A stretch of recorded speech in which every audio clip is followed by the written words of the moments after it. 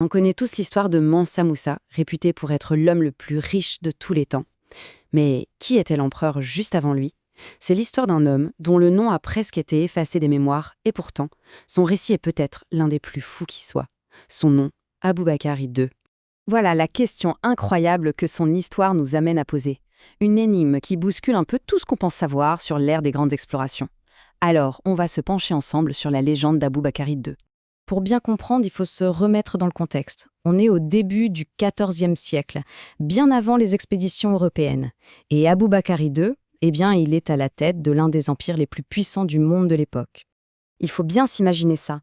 Il règne sur l'empire du Mali, une véritable superpuissance qui regorge d'or, un carrefour de savoir et de culture.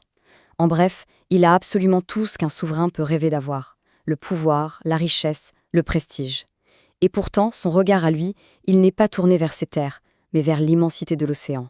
Et c'est justement là que son histoire devient fascinante. Parce que contrairement aux autres rois de son temps, qui ne pensent qu'à étendre leur territoire, lui, il est comme hypnotisé par l'océan Atlantique, cette masse d'eau qui semble ne jamais finir. Il y a une seule question qui le hante, une question toute simple en apparence, mais d'une ambition absolument démesurée. Et c'est cette curiosité qui va le pousser à prendre l'une des décisions les plus dingues de l'histoire. Parce qu'il ne s'est pas contenté de rêver. Non, il est passé